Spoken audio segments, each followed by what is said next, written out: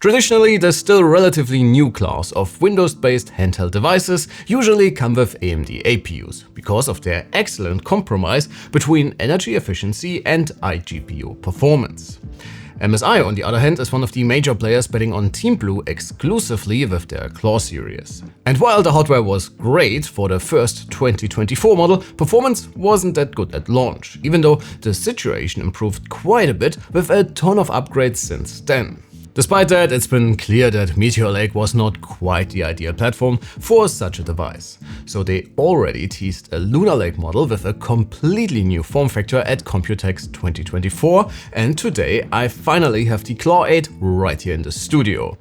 And well, this one is great, but then again it does not exist in a vacuum. And while Lunar Lake delivers an impressive performance boost and unmatched battery runtimes thanks to the platform's efficiency benefits and a massive battery, the Claw is expensive. So let's see if MSI's second try in the crowded handheld market is still able to make a name for itself.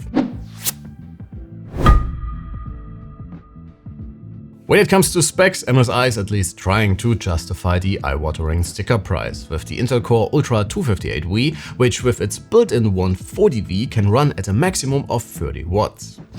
In addition, you get a pretty generous 32 gigs of blazingly fast RAM, a 1TB SSD, and a gorgeous 1200p VRR-enabled touchscreen. Contrast and overall color gamut coverage for that one is solid, and with more than 500 nits of brightness, you should not run into too many problems while gaming when you are out and about. Unfortunately, this comes at the expense of color reproduction, though that will likely not matter too much for a purely gaming-focused device.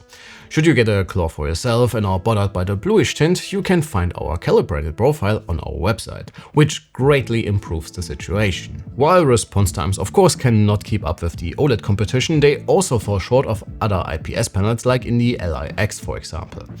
Again, it's definitely a disadvantage, but also should not matter too much given that you will hardly play super sweaty multiplayer titles on a handheld. Apart from the new internals, the Claw 8 also gets a completely overhauled chassis, and while I already really like the original sibling in this regard, this one is even better. Yes, it's relatively large, and of course quite a bit heavier than the 7-inch counterparts, but it feels dense, sturdy and quite premium. You could argue that the grips could be a bit more pronounced, but despite its size, the Claw is actually quite comfortably to hold, and the relatively slim footprint makes it quite easy to throw in your backpack when you're traveling. All controls are very easy to reach without any finger acrobatics necessary, and feel the part as well. The triggers and joysticks are of the Hall effect variety, and while the Zotac Zone still reigns absolutely supreme when it comes to overall input quality, the MSI will definitely not disappoint in this regard. In stark contrast to most of its competitors, you can also get inside the Claw quite easily to add more storage if you want to. Just be aware that you would need a smaller 20-30 NVMe SSD. Add in a pair of Thunderbolt 4 USB-Cs, a crazy fast micro SD card reader and solid wireless transfer rates, and MSI definitely delivered a very well-featured overall package here that definitely does not cut any corners, which is great to see, especially given the price you would have to pay for this one. Of course, all of this gets you nowhere if performance isn't able to keep up with the mostly Team Red powered competition. But we have good news here as well, at least for the most part. As is typical for the Lunar Lake platform, isolated CPU performance will hardly offer something to write home about. But again, you will most likely use this one for games, and the only actual occasion you will notice the less than stellar multi-core prowess of the 8-core CPU is when your games need to do their initial shader compilation, which took quite some time in Dragon Age or God of War, for example. The whole scene changes drastically when we look at our synthetic GPU results, and the 140V shows its performance potential in a very impressive way, easily sitting atop its AMD competition.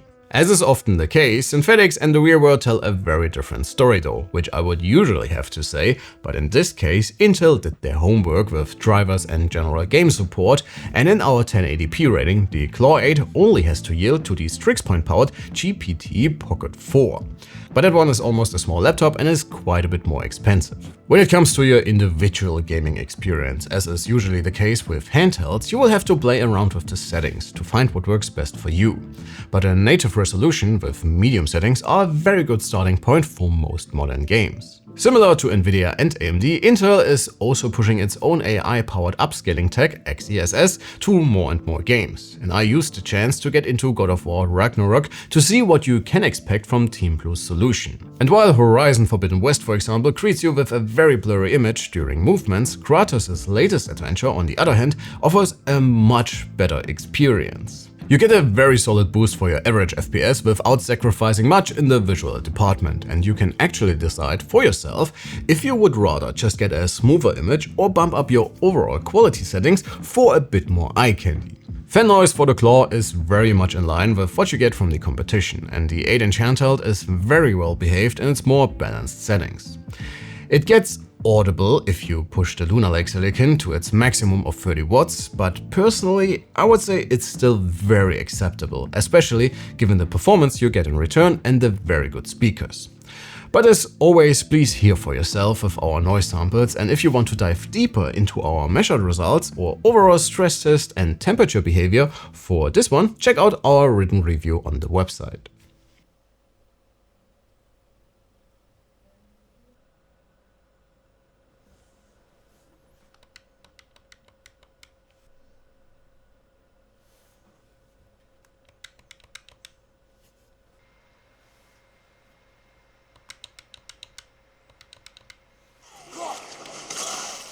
Incoming fire!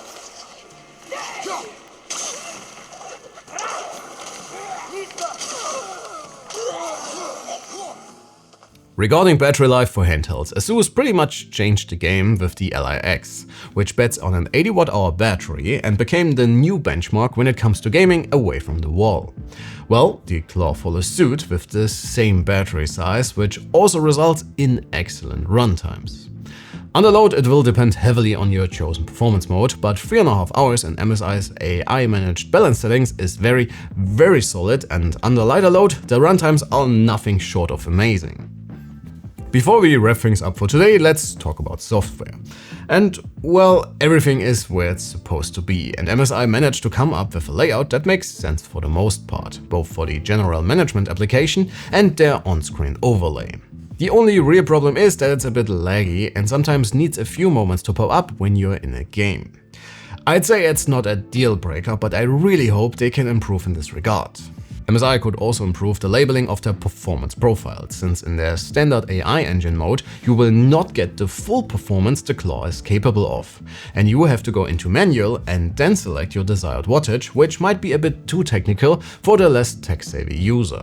Alright, so what do we think about the MSI Claw 8? Well, ultimately it comes down to whether or not it's worth its price tag, and given that you can get a similar experience for a few $100 less, this will be a very personal choice.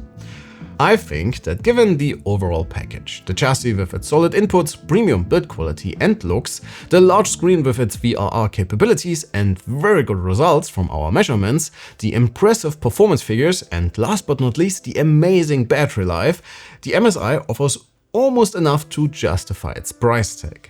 If I were in the market for a premium high-end handheld, this one would directly compete with the LIX for me. And it would ultimately come down to whether I was ready to get a larger screen for more money, with all its advantages and disadvantages, and to be quite honest, I'm quite torn here. But the Claw offers an amazing mobile gaming experience without any significant shortcomings, and maybe MSI can knock a few bucks off the price in the months to come to make the decision a bit easier. But please folks, let me know what you think about this one, sound off in the comments below. This should also be it for today. Thanks a ton for watching, please leave a like and sub on your way out. My name is Alex, you have been amazing and I cannot wait to see you all in the next one. Take care.